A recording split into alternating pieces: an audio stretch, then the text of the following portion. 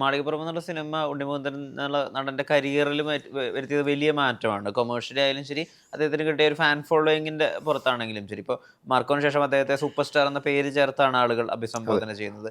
ഉണ്ണിമുകുന്ദനുമായ ഒരു സിനിമ അല്ലെങ്കിൽ അദ്ദേഹവുമായിട്ടുള്ള സൗഹൃദം കൊണ്ട് ഇനിയൊരു സിനിമയിലേക്ക് അല്ല, ഉണ്ണിയായിട്ട് നമ്മളൊരു പ്രൊജക്റ്റ് നമ്മൾ ഓൾറെഡി സംസാരിച്ചിരുന്നു മാർക്കിന്. അപ്പോൾ ഉണ്ണി ഇങ്ങനത്തെ ഒരു ആക്ഷൻ സിനിമകളിൽ ഇപ്പോൾ ഒരു ഇന്ത്യയിൽ തന്നെ ഒരു സൂപ്പർ ഹീറോ എന്നുള്ള രീതിയിലോട്ട് വന്നല്ലോ. അപ്പോൾ ഉണ്ണി തൽക്കാലം എനിക്ക് തോന്നുന്നു അങ്ങനത്തെ ഒരു ആക്ഷൻ ഇതിലാണ് ഞാൻ ആലോചിച്ചെന്ന് പറഞ്ഞാൽ അങ്ങനെ അല്ലാതെ ടോട്ടലി ഡിഫറെൻ്റ് ആയിട്ടുള്ള ഒരു ഇതായിരുന്നു. അപ്പോൾ ഉണ്ണി എനിക്ക് തോന്നുന്നു തൽക്കാലം പ്ലാൻ ചെയ്യണത് അങ്ങനത്തെ ഇൻട്രസ്റ്റ് ആണ്. അപ്പോൾ അങ്ങനത്തെ എന്തെങ്കിലും ഒരു പ്രൊജക്റ്റ് വരാണെങ്കിൽ ഡെഫിനറ്റ് ആയിട്ട് ഉണ്ണിയായിട്ട് അപ്പോൾ ഞാൻ 2 വലിയ സിനിമകൾ ചെയ്തിട്ടുള്ളതാണ്. അപ്പോൾ അത് ഫ്യൂച്ചറിൽ എപ്പോഴെങ്കിലും സംഭവിക്കാൻ മതി. രേഖാചിത്രത്തിന് ശേഷം കാവ്യ ഫിലിംസിന്റെ പൈപ്പ് ലൈനിലുള്ള സിനിമകളെ അടുത്ത് നമ്മൾ ചെയ്യാൻ പ്ലാൻ ചെയ്യണത് ഹരിഹർ സാറിൻ്റെ കൂടെ ഉജ്ജയിനി എന്ന് പറയുന്ന ഒരു സിനിമയാണ്. നമ്മൾ അതിൻ്റെ അനൗൺസ്മെൻറ്റ് ബാക്കി ഇതൊന്നും വന്നിട്ടില്ല.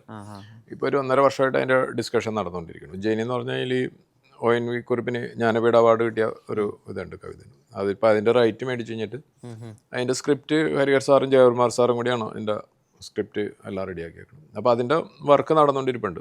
അത് ഇത്തിരി വലിയ സിനിമയായിരിക്കും, ഒരു പീരീഡ് സിനിമയാണ് അത്. 2000 വർഷങ്ങൾക്ക് മുന്നേ. ഇത് മാമാങ്കത്തിന്റെ സമയം തൊട്ടേ അദ്ദേഹമായിട്ട് ഒരു സിനിമ ചെയ്യാൻ വേണ്ടിയിട്ടുള്ള ആലോചനകളുണ്ടായിരുന്നു. ഇല്ല, അന്ന് അതൊക്കെ എനിക്ക് തോന്നുന്നു ഓഡിയോ ലോഞ്ചിനൊക്കെ പുള്ളി വന്നു കഴിഞ്ഞപ്പോൾ പുള്ളിനെ കണ്ടു കഴിഞ്ഞപ്പോൾ ആൾക്കാർക്ക് അങ്ങനെ തോന്നിയതൊക്കെ ആയിരിക്കും. ഞാൻ പുള്ളിയായിട്ട് എനിക്ക് തോന്നുന്നു 2 വർഷമായിട്ടാണ് ഞങ്ങൾ ഇതിൻ്റെ ഡിസ്കഷൻ നടന്നുകൊണ്ടിരിക്കുന്നത്. ഹരിഹരൻ സിനിമകൾ എന്ന് പറയുമ്പോൾ മലയാളിക്കൊരു വലിയ ആഗ്രഹമുണ്ട്, അല്ലെങ്കിൽ വലിയൊരു വിശ്വാസ്യതയുണ്ട് അദ്ദേഹത്തിന്റെ സിനിമകളോട്. എപ്പോഴും എല്ലാ കാലത്തും മലയാളിയെ പ്രത്യേകിച്ച് കുറെ വർഷങ്ങളായല്ലോ. 7ാമത്തെ വരവിന് ശേഷം അദ്ദേഹം ചെയ്യുന്ന മലയാള സിനിമ എന്നുള്ള പ്രത്യേകതകൾ കൂടിയുണ്ട്. അപ്പോൾ നമ്മളതിൻ്റെ ഷൂട്ടിങ്ങിനൊന്നും പ്ലാൻ ചെയ്തിട്ടില്ല. എന്നാലും അതിൽ ചില ടെക്നീഷ്യൻസ് ഒക്കെ ഓൾറെഡി ഇന്നാണ്. അതിൻ്റെ ഡിസ്കഷനും ബാക്കിയുള്ള കാര്യങ്ങൾ നമ്മുടെ ആർട്ടിസ്റ്റിൻ്റെ ഒരു കൺഫർമേഷൻ അങ്ങനത്തെ ഒരു ഇതിലോട്ട് കടന്നിട്ടുണ്ട്. അത് അത്ര പെട്ടെന്ന് ഇറങ്ങാൻ പറ്റിയൊരു സിനിമയല്ല അത്. ഇപ്പൊ സാധാരണഗതിയിൽ വലിയ പ്രൊഡക്ഷൻ ഹൗസുകൾ അവരുടെ എല്ലാ പ്രൊജക്ടുകളുടെയും വലിപ്പം കൂട്ടി കൊണ്ടുപോവുകയാണ് ചെയ്യുക. പുറത്തൊക്കെ ഇപ്പോൾ ലൈക്ക പ്രൊഡക്ഷൻസ് എടുത്താലും, അല്ലെങ്കിൽ ഇപ്പോൾ ഹിന്ദിയിലെ ധർമ്മ പ്രൊഡക്ഷൻസ് ഒക്കെ എടുത്തു കഴിഞ്ഞാൽ ആദ്യം ഇപ്പോൾ 200 കോടിയുടെ സിനിമയാണെങ്കിൽ അടുത്ത വർഷം അവർ അനൗൺസ് ചെയ്യുന്ന 400 കോടിയുടെ ആയിരിക്കും. ഹോംബാലയൊക്കെ ശ്രദ്ധിച്ചിട്ടുണ്ടല്ലോ. പക്ഷേ കാവ്യ ഫിലിംസിൻ്റെ എടുത്ത് നോക്കിയാൽ ഇപ്പോൾ 2018 പോലൊരു സിനിമ ചെയ്ത് കഴിഞ്ഞതിന് ശേഷം അവർ ചെയ്യുന്ന സിനിമ താരതമ്യേന കുറഞ്ഞ ബഡ്ജറ്റുള്ള രേഖാചിത്രം പോലൊരു സിനിമയാണ്. വലുപ്പത്തിലെങ്കിലും ഞങ്ങളുടെ കാഴ്ചയിലെങ്കിലും ഇപ്പോൾ ജൂനിയർ ആർട്ടിസ്റ്റുകളുടെ ഒക്കെ എണ്ണത്തിലാണ് കേട്ടോ പറയുന്നത്. ബജറ്റിനെ അല്ലെങ്കിൽ സിനിമയുടെ വലുപ്പത്തെ എങ്ങനെയാണ് സാർ എസ്റ്റിമേറ്റ് ചെയ്യുന്നത്? അല്ല, ഞാൻ ഇപ്പോൾ സ്വാഭാവികമായിട്ട് നമ്മൾ വലിയ ബഡ്ജറ്റ് സിനിമ ചെയ്തുകൊണ്ട് ആൾക്കാർ ഒരു വലിയ സബ്ജക്റ്റ് വരുമ്പോൾ തന്നെ നമ്മളെ പോലുള്ള കുറച്ച് ആൾക്കാരെയൊക്കെ ടാർഗറ്റ് ചെയ്തിട്ട് നമ്മുടെ അടുത്ത് വരാറുണ്ട്. ഞാനത് ഒരിക്കലും അത് എൻ്റർടൈൻ ചെയ്യാറില്ല. ഇത് വെറുതെ കുറേ പൈസ ഉണ്ട്, അതുകൊണ്ട് കുറേ പൈസ അങ്ങോട്ട് ചിലവ് ചെയ്യാന്നുള്ള ഇത് ചെയ്യാറില്ല. ഞാൻ പക്കാ ഒരു ബിസിനസ് ഇതിൽ തന്നെയാണ് ചെയ്തുകൊണ്ടിരിക്കുന്നത്. ചില സിനിമ പറയുന്ന സമയത്ത് കഥ വന്ന് 40 കോടി 50 കോടി എന്നൊക്കെ പറഞ്ഞിട്ടുണ്ടെങ്കിൽ ഞാൻ കഥ പോലും കേൾക്കാൻ നിൽക്കാറില്ല. എന്തിനാണ് നമ്മൾ റിസ്ക് എടുക്കുന്നത്? നമ്മൾ അധ്വാനിച്ച് എവിടെയോ അധ്വാനിച്ച് ഉണ്ടാക്കിയേക്കണം. നേരത്തെ പറഞ്ഞ ആഫ്രിക്കൻ കഥയൊക്കെ പോലെ അവിടെ ഇവിടെയൊക്കെ കിടന്നിട്ട് കഷ്ടപ്പെട്ട് ഉണ്ടാക്കിയേക്കണ പൈസയാണ്. അത് കഴിഞ്ഞ് കഴിഞ്ഞിട്ട് ഇവിടെ കൊണ്ടുവന്നിട്ട് നമ്മളൊരു ഗാംബിളിങ് ചെയ്യണം എന്ന് പറയുമ്പോൾ ചെറുത് ചെയ്യുക എന്നുള്ളതാണ്. ഇപ്പോൾ ഭാഗ്യം ഉണ്ടെന്നുണ്ടെങ്കിൽ നല്ല സിനിമയാണെങ്കിൽ അത് എത്ര വേണമെങ്കിലും ഇപ്പം മാളികപ്പുറമൊക്കെ അതിന് ഉദാഹരണമാണ്. അപ്പോൾ ഞാൻ ആ ഒരു ഇതിൽ മാത്രമാണ്. അല്ലാതെ ഞാൻ ഈ ഒരു ഭയങ്കര പൈസ കൊണ്ടുവന്ന് കഴിഞ്ഞിട്ട് അങ്ങനത്തെ ഒരു റിസ്ക് എടുക്കാനായിട്ട് ഞാൻ തയ്യാറല്ല. നല്ല സബ്ജക്റ്റ് ആയിരിക്കണം. എനിക്കത് ഒറ്റ രീതിയിൽ തന്നെ എവിടെയോ ഒരു നല്ല സിനിമ ഉണ്ടെന്ന് തോന്നിയാലും മാത്രമാണ് ഞാനത് ചെയ്യുള്ളൂ. ഈവൻ ഇപ്പോൾ നമ്മളത് കമ്മിറ്റ് ചെയ്ത് മുന്നോട്ട് പോയി ഇതിന് മുന്നായിട്ട് അതിൻ്റെ ഒരു റിയൽ ബഡ്ജറ്റ് എടുക്കുന്ന സമയത്ത് പോലും കൂടുതലാണെന്നുണ്ടെങ്കിൽ ഞാൻ ഡ്രോപ്പ് ചെയ്ത് പോകാറുണ്ട്. പിന്നെ മുന്നോട്ട് പോകില്ല. അതായത് ബിസിനസ് അവിടെ നടക്കില്ല. ഇപ്പോൾ പല സിനിമകളും അങ്ങനെ സംഭവിച്ചിട്ടുണ്ട്. ചിലപ്പോൾ 5 മാസം 6 മാസമൊക്കെ നമ്മൾ വർക്ക് ചെയ്ത് കഴിഞ്ഞിട്ട് നമുക്കത് വർക്കൗട്ട് ആവില്ലെന്ന് തോന്നിക്കഴിഞ്ഞാൽ അവിടെ നിർത്തി കഴിഞ്ഞാൽ നമ്മൾ അതുവരെ മുടക്കി വെക്കുന്ന പൈസയിലേ പോകുള്ളൂ. ലൂസിഫർ വന്ന സമയത്താണ് മലയാള സിനിമയുടെ സ്കെയിൽ മറ്റൊരു രീതിയിലേക്ക് ഉയർന്നത്. ഇപ്പോൾ വീണ്ടും എമ്പുരാൻ വരുന്നു. ഈ വർഷം മാർച്ചിൽ സിനിമ വരുന്നു എന്നാണ് നമ്മൾ അറിയുന്നത്. അപ്പോൾ ഇപ്പോൾ ഒരു താരത്തിന്റെ സിനിമയുടെ വലിപ്പം നിങ്ങൾ പ്രൊഡ്യൂസറിൽ എന്തെങ്കിലും പ്രഷറുകൾ ഉണ്ടാക്കാറുണ്ട്? ഇപ്പോൾ എമ്പുരാൻ ഒരു ഭയങ്കര വലിപ്പം വരുന്നു. അപ്പോൾ എമ്പുരാൻ തുറക്കുന്ന ഒരുപാട് വാണിജ്യ സാധ്യതകൾ ഉണ്ടായിരിക്കും. മറ്റു ഭാഷകളിലെ റൈറ്റ്സ് മറ്റു താരങ്ങളെയൊക്കെ എമ്പുരാനിൽ ഉൾക്കൊള്ളിച്ചിട്ടുണ്ടല്ലോ. അപ്പോൾ ഒരു പ്രൊഡ്യൂസർ എന്ന രീതിയിൽ എമ്പുരാൻ പോലെ വലിയ സിനിമകൾ സംഭവിക്കുമ്പോൾ, അല്ലെങ്കിൽ ഇപ്പോൾ വലിയ താരങ്ങളുടെ വലിയ സിനിമ സംസാരിക്കുമ്പോൾ അതുപോലത്തെ മാതൃകയിൽ ചെയ്യാം, അങ്ങനത്തെ പ്രഷറുകളൊക്കെ വരാറുണ്ടോ? ഇല്ല, ഒരിക്കലും ഇല്ല. ഇവിടെ ചെറുതായാലും എത്ര വലിയ ബഡ്ജറ്റ് ആയാലും ചെറിയ ബഡ്ജറ്റ് എല്ലാ സിനിമക്കും അതിൻ്റെതായ സ്പേസ് ഉണ്ട്. നമ്മളത് കറക്റ്റായിട്ട് നമ്മളത് മനസ്സിലാക്കി ഇത് എവിടെ പ്ലേസ് ചെയ്യണം, എവിടെ എന്ന് റിലീസ് ചെയ്യണം, മറ്റേ സിനിമയുടെ കൂടെ കൊണ്ട് റിലീസ് ചെയ്യണം. ഇങ്ങനെയൊക്കെ നമ്മളുടേതായ ഒരു പ്ലാനിങ്ങിൽ പോയി കഴിഞ്ഞിട്ടുണ്ടെങ്കിൽ അത്യാവശ്യം നമുക്ക് ഇപ്പം എമ്പുരാൻ കളക്ട് ചെയ്യണ സിനിമ നാളെ ഇത് ചെയ്യണമെന്നല്ല ഞാൻ പറയണത്. നമുക്ക് ആ ഒരു ചെറിയ സിനിമയുടെ ബഡ്ജറ്റ് അനുസരിച്ച് കഴിഞ്ഞിട്ട് നമുക്ക് ഒരു ബിസിനസ്സിനുള്ള ഒരു ഓപ്പർച്യൂണിറ്റി ഉണ്ട്. പക്ഷെ അതൊക്കെ കുറേ കണക്കൂട്ടലുകളൊക്കെയാണ്. ഇപ്പോൾ ഞാനൊരു ചെറിയ സിനിമ ചെയ്ത് അത് കഴിഞ്ഞിട്ട് ഏതെങ്കിലും വലിയ 2-3 സിനിമ കൊണ്ട് ചെയ്ത് കഴിഞ്ഞിട്ടുണ്ടെങ്കിൽ സ്വാഭാവികമായിട്ട് ആ സിനിമ ചിലപ്പോൾ ശ്രദ്ധിക്കപ്പെടാം, നല്ല സിനിമയായിരിക്കാം, ശ്രദ്ധിക്കപ്പെടാന്ന് വെച്ചിട്ടുണ്ടെങ്കിൽ ഈ സിനിമ വിജയിപ്പിക്കണം എന്ന് പറഞ്ഞിട്ടുണ്ടെങ്കിൽ ഈ പറയുന്ന കോടീശ്വരന്മാരെ ലക്ഷപ്രഭുക്കള് സാധാരണക്കാരാണ് സിനിമ ഇത് ചെയ്യുന്നത്.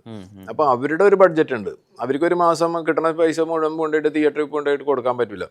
അപ്പൊ അങ്ങനെയുള്ള ആൾക്കാർ ഒരു 3-4 സിനിമ വലിയ സിനിമ ഇപ്പോൾ എപ്പോഴും ഒരു വലിയതിന്റെ പുറകെ പോകാനുള്ള ആൾക്കാർക്ക് ഒരു സാധ്യത കൂടെ, അതൊരു നല്ല സിനിമയും കൂടി ആകുമ്പോൾ ഈ ചെറുത് ചിലപ്പോൾ ഒരു അത്യാവശ്യം നല്ല സിനിമയാണെങ്കിലും അതിനെ മാറ്റി നിർത്തി കഴിഞ്ഞിട്ട് പ്രിഫറൻസ് അതിന് കൊടുക്കും. അതാണ് ഇപ്പോൾ നമ്മൾ ഈ കണ്ടുകൊണ്ടിരിക്കുന്നത്. ഇപ്പോൾ ചില ആഴ്ചയിൽ എനിക്ക് തോന്നുന്നു 14 സിനിമയൊക്കെ റിലീസായിട്ടുണ്ട്. ആ ചില ഈ 14 റിലീസായേക്കണേൽ ചിലപ്പോൾ ഒരു സിനിമ 2 സിനിമ മാത്രമാണ് നമ്മളറിയണുള്ളൂ.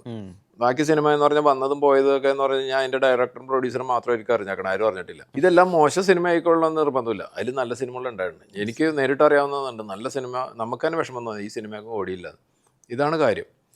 അപ്പോൾ അതിൻ്റെ പ്ലേസിങ് ഉണ്ടല്ലോ, അത് ക്ഷമയോടുകൂടി നോക്കി വലിയ കുഴപ്പമൊന്നുമില്ലാത്ത ഏതെങ്കിലും ഒരു സമയത്ത് നോക്കി കഴിഞ്ഞിട്ട് അന്നേരം കൊണ്ടുപോയിട്ട് റിലീസ് ചെയ്യണമെങ്കിൽ ചിലപ്പോൾ അവന് അത്യാവശ്യം പൈസ കിട്ടിയാനെ. ഞാൻ കേട്ടിട്ടുണ്ട് ഈ ഷോലൈ ഏകദേശം ഒരു 50-60 തവണ കണ്ടിട്ടുള്ള സിനിമയാണ്. ഇഷ്ടമുള്ള സിനിമ കുറേ തവണ കാണും. അത് ആ സിനിമ എങ്ങനെയാ ചെയ്തതെന്ന് പഠിക്കാനാണോ അതൊരു ആസ്വാദകൻ എന്നുള്ള രീതിയിൽ ഇഷ്ടത്തിന്റെ ഭാഗത്താണോ? അല്ല, എനിക്ക് ഇപ്പോൾ ഈ പല ആൾക്കാർക്കും പല ടൈപ്പ് സ്വഭാവങ്ങളുണ്ടല്ലോ. ഇപ്പോൾ എനിക്ക് ഒരു സിനിമ കാണുമ്പോൾ അതിൻ്റെ കഥ അറിഞ്ഞിട്ട് കാണാൻ താല്പര്യമുള്ളൂ. ചിലർ നമ്മളിപ്പോൾ നിങ്ങൾ കണ്ടിട്ടില്ല, അപ്പം ഞാൻ ആ കഥ പറയുമ്പോൾ തന്നെ നിങ്ങൾ പറയല്ലേ എന്താ വെച്ചാൽ നിങ്ങൾക്ക് അത് തിയേറ്ററിൽ പോയിട്ട് നേരിട്ട് കണ്ടു കഴിഞ്ഞാൽ എൻജോയ് ചെയ്യണം. ഞാൻ പൊതുവേ എന്ന് പറഞ്ഞിട്ട് ആരെങ്കിലും കണ്ടിട്ടുണ്ടെങ്കിൽ അവരോട് കഥ ചോദിക്കും, എങ്ങനെയാണ് അതിൻ്റെ ക്ലൈമാക്സ് ആരാണത്, എന്നിട്ട് കാണാനാണ് ഇഷ്ടപ്പെടുന്നത്. അതായത് നമുക്ക് അത്ര നേരം അത് ടെൻഷൻ അടിച്ച് അല്ലെങ്കിൽ ഭയങ്കര ഇതായിട്ട് ഇരുന്ന് കാണുന്നേക്കാൾ ഞാനെപ്പോഴും ഹാപ്പി ആവണമെന്ന് പറഞ്ഞു കഴിഞ്ഞാൽ അത് അറിഞ്ഞു കഴിഞ്ഞിട്ട് ഓക്കെ ഇന്നതാണ് സംഭവിക്കുന്നത്, ഇന്ന ആളാണ് കൊന്നാക്കുന്നത് അല്ലെങ്കിൽ ഇതാണെന്ന് അറിയാനായിട്ടാണ്. അപ്പോൾ ഷോല എന്ന് പറഞ്ഞാൽ നമ്മൾ ചെറുപ്പത്തിലെ കണ്ടിട്ടുള്ള സിനിമയാണ്, ഒരു മനോഹര സിനിമയാണ്, അതിൻ്റെ ഓരോ സീനുകളും അറിയാം. അപ്പോൾ അത് നമുക്കറിയാം, വീണ്ടും വീണ്ടും കാണുന്ന സമയത്ത് നമ്മളാ ഏറ്റവും ഇഷ്ടപ്പെട്ട സാധനങ്ങൾ വീണ്ടും വീണ്ടും കാണുന്നതിൻ്റെ ഒരു ആവേശം ഉണ്ടല്ലോ. അത് ഓരോ പ്രാവശ്യം കഴിയുന്നതോറും നമുക്കത് കൂടിക്കൊണ്ടിരിക്കുകയാണ്. ഇതിലിപ്പോൾ അംജദ് ഖാൻ വന്നിട്ട് അവിടെ വെടിവെക്കും അല്ലെങ്കിൽ ഇത് അങ്ങനെ അറിയാവുന്നതുകൊണ്ട് മറ്റേതെന്നൊക്കെ പറഞ്ഞാൽ നമ്മൾ പ്രതീക്ഷിച്ചിരിക്കും ചിലപ്പോൾ വരാം, ചിലപ്പോൾ അങ്ങനത്തെ. അപ്പോൾ ഇതെന്ന് പറഞ്ഞിട്ടുണ്ടെങ്കിൽ ഗ്യാരണ്ടീഡ് സാറ്റിസ്ഫാക്ഷനാണ് ഇതിൽ. അപ്പോൾ അതുകൊണ്ട് ഇങ്ങനത്തെ ഇഷ്ടംപോലെ സിനിമ ഹോളിവുഡിൽ എത്രയോ സിനിമകൾ, ഇപ്പോൾ ട്രോയ്, അങ്ങനെ എല്ലാ സിനിമകളും ഞാൻ പല പ്രാവശ്യം ഞാൻ കണ്ടിട്ടുള്ള സിനിമകളാണ്. എഴുത്തുകാരൻ എന്നുള്ള രീതിയിൽ ഇപ്പോൾ വിക്ടോറിയ 18 എന്നുള്ള ചെറുകഥകൾ 6 ചെറുകഥകളുടെ ഒരു സമാഹാരം എഴുതിയിട്ടുണ്ട്, 15 ചെറുകഥകളുടെ ഒരു സമാഹാരം എഴുതിയിട്ടുണ്ട്. അതിന് പ്രവാസി ചെറുകഥാകൃത്തിന്റെ അവാർഡും ലഭിച്ചിട്ടുണ്ട്.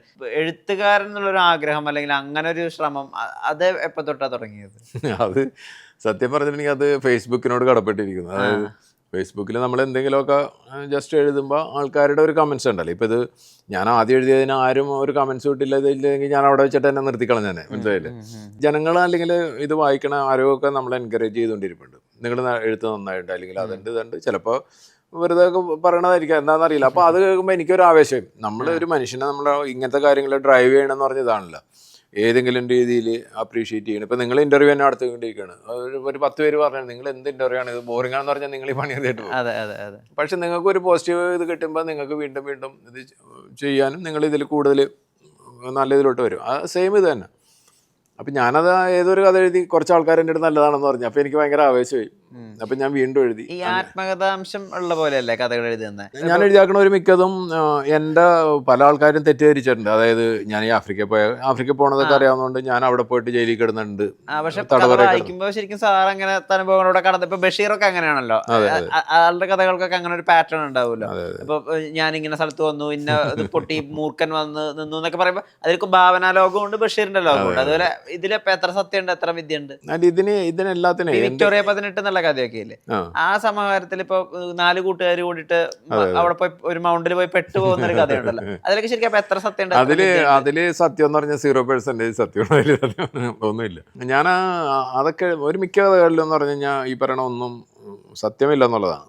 പക്ഷെ അങ്ങനെ ഇപ്പൊ ഈ രേഖാചിത്രത്തിന്റെ പറഞ്ഞാൽ അന്ന് അങ്ങനെ സംഭവിച്ചെങ്കിൽ ഇങ്ങനെ ആയാലെന്നുള്ള ആ ഒരു ഇതിൽ നമ്മൾ എഴുതിക്കൊണ്ടിരിക്കുകയാണ്. ഈ സലാം ആഫ്രിക്ക എന്ന് പറഞ്ഞു കഴിഞ്ഞിട്ടുണ്ടെങ്കിൽ ആഫ്രിക്കയിൽ തട്ടിക്കൊണ്ടെന്ന് പറഞ്ഞാൽ റിയൽ ആയിട്ട് അവിടെ ഈ മൊസാംബിക്കിൽ ഈ പറയുന്ന സ്ഥലത്തെല്ലാം സംഭവിച്ചുകൊണ്ടിരിക്കുന്നു. ഞാൻ ഭയങ്കരമായിട്ട് ബിസിനസ് ചെയ്തിരുന്ന സ്ഥലം. അപ്പോൾ പല ആൾക്കാരും ഇതേപോലെ തന്നെ കിഡ്നാപ്പ് ചെയ്ത് കൊണ്ടുപോയി കഴിഞ്ഞിട്ട് ഒരു വലിയൊരു എമൗണ്ട് $1 മില്യൺ ചോദിച്ചു കഴിഞ്ഞിട്ട് ഇപ്പോഴും സംഭവിച്ചു. ഇപ്പോഴും ആൾക്കാർ ഉള്ളിൽ കിടപ്പുണ്ട് ഈ അടുത്തൊക്കെ കൊണ്ടുപോയി കഴിഞ്ഞിട്ട്. അപ്പോൾ അതൊക്കെ കേട്ട് കഴിയുമ്പോൾ നമ്മൾ ആണെങ്കിൽ എന്തായിരിക്കും എന്നുള്ളൊരു ചിന്ത ഉണ്ടല്ലോ, അങ്ങനെ അതിൽ നിന്ന് എഴുതിയാക്കണത്. അതിലൊന്നും വാസ്തവമൊന്നുമില്ല. രേഖാചിത്രം മലയാള സിനിമയിൽ വളരെ പ്രതീക്ഷയോട് ഉറ്റുനോക്കുന്ന സിനിമയാണ്. ഞാൻ പറഞ്ഞ പോലെ കിഷ്കിന്ധാഖണ്ഡത്തിന് ശേഷം ആസിഫ് അലിയുടെ റിലീസ് എന്നുള്ള വിധത്തിലൊക്കെ അതിന് ഒരുപാട് പ്രതീക്ഷകളുണ്ട്. തീർച്ചയായിട്ടും ആ സിനിമ വലിയ അളവിൽ കളക്ട് ചെയ്യട്ടെ. മലയാള സിനിമ ഇപ്പോൾ ഏത് റൗണ്ട് ടേബിൾ കോൺഫറൻസ് എടുത്താലും, ഐ മീൻ ആക്ടേഴ്സിൻ്റെ എടുത്താലും ഡയറക്ടേഴ്സിൻ്റെ എടുത്താലും ഒക്കെ അവിടെ ഒരു മലയാളി സാന്നിധ്യമുണ്ട് എന്ന് പറയുന്നത് നമ്മുടെ രാജ്യത്തിൻ്റെ സിനിമാ സമ്പത്തിന് എത്രമാത്രം ചേർക്കുന്നു എന്നുള്ളതിൻ്റെ കൂടി ഒരു തെളിവാണ്. എന്തായാലും ആ വിധത്തിൽ ഒന്നാവട്ടെ രേഖാചിത്രം. സാറിനോടൊരു വ്യക്തി എന്നുള്ള രീതിയിലുള്ള ബഹുമാനം. കോവിഡ് കാലത്ത് ഏകദേശം 153 പേരെ റാസൽ ഗെയിമയിൽ നിന്ന് ഇങ്ങോട്ടേക്ക് ഒരു ചെലവുമില്ലാതെ വഹിക്കാതെ അവരെ ഇങ്ങോട്ടേക്ക് എത്തിച്ചതിന്റെ ഭാഗമായിരുന്നു, അല്ലെങ്കിൽ അതിന്റെ മേൽനോട്ടം വഹിച്ചിരുന്നു കാവ്യ ഫിലിംസ് എന്നത് ഞാൻ ആ സമയത്ത് ഒരുപാട് കാണുകയും വിസ്മയിക്കുകയും ചെയ്ത കാര്യമാണ്. അപ്പോൾ ഒരു വ്യക്തി എന്നുള്ള രീതിയിലും അങ്ങനെയുള്ള നല്ല മനുഷ്യനായി തുടരാൻ സാധിക്കട്ടെ. ഇത്ര നിങ്ങൾ പറഞ്ഞ സ്ഥിതിക്ക്, അതായത് ഞാൻ പല ഇൻ്റർവ്യൂവിലും ഞാൻ അറ്റൻഡ് ചെയ്തിട്ടുള്ളതാണ് ഇരുന്നിട്ടുണ്ട്. അപ്പം നിങ്ങളതിൽ നിന്ന് വ്യത്യസ്തനാക്കുന്ന പറഞ്ഞാൽ നിങ്ങൾ ഒരാളെ ഒരുമാതിരി കംപ്ലീറ്റ് കാര്യങ്ങൾ വിക്ടോറിയ 18 തുടങ്ങി ഈ പറയണ ഫേസ്ബുക്കിലെ കുറേ കാര്യങ്ങൾ നിങ്ങൾ ചെയ്ത്, ഇതാണ് അതിൻ്റെ കറക്റ്റായിട്ടുള്ള ഒരു ഇത്. ഇപ്പം നിങ്ങൾ എൻ്റെ അടുത്ത് ചോദിക്കുമ്പോൾ എൻ്റെ ഈ കാര്യങ്ങളൊക്കെ പറയുമ്പോൾ എനിക്കൊരു ആവേശമാണ്, മനസ്സിലായില്ലേ? ഇത് ആരും കേൾക്കാത്ത ഒരു സാധനം അത് നിങ്ങൾ ചോദിക്കുമ്പോൾ നമുക്കിത് എവിടെയെങ്കിലും പറയണമെന്നൊരു ഏത് മനുഷ്യനായി കഴിഞ്ഞിട്ടുണ്ടെങ്കിലും ഇപ്പം ഈ അബിജാൻ എയർപോർട്ടിൽ സംഭവിച്ച കാര്യം എന്ന് പറഞ്ഞാൽ എൻ്റെ അടുത്ത് ഇതുവരെ ഒരു കുഞ്ഞു ചോദിക്കാത്ത കാര്യം. പക്ഷേ എന്നെ സംബന്ധിച്ചെന്ന് പറഞ്ഞാൽ അത് ഒരു എന്താണ് പറയണത്, ഒരു ജീവിതത്തിൽ നടന്നാക്കണം, ഒരിക്കലും മരിക്കണവരെ എൻ്റെ ഓർന്നിരിക്കണം. അപ്പോൾ അങ്ങനത്തെ ഒരു കാര്യം ഇതേപോലെ ഒരു ഇൻ്റർവ്യൂ കൂടി എത്രയോ ആൾക്കാർ ഇത് കേൾക്കണം. അപ്പോൾ അതൊക്കെ എന്ന് പറഞ്ഞിട്ടുണ്ടെങ്കിൽ ഞാൻ നിങ്ങളെ റെസ്പെക്റ്റ് ചെയ്യുന്നു എന്നുള്ളതാണ്. ഇത് ഇങ്ങനത്തെ ഒരു വ്യത്യസ്തമായ ഇത് ചെയ്ത് എന്തായാലും ഈ രേഖാചിത്രം പോലത്തെ ഇനി വരാൻ പോണ സിനിമകളെ ഒക്കെ നിങ്ങളെപ്പോലുള്ള ആൾക്കാരാണ്. പണ്ട് അധികം ബാക്കിയുള്ള പ്രിന്റഡ് മീഡിയ ഇതൊക്കെ ആയിരുന്നെങ്കിൽ ഇപ്പോൾ സോഷ്യൽ മീഡിയയാണ് ഏറ്റെടുത്താക്കണം. അപ്പോൾ നിങ്ങളുടെയൊക്കെ സപ്പോർട്ടാണ് നമ്മളെപ്പോലുള്ള ആൾക്കാർ ഈ പൈസ ഇൻവെസ്റ്റ് ചെയ്യുന്ന സമയത്ത് ഒരു പ്രതീക്ഷ.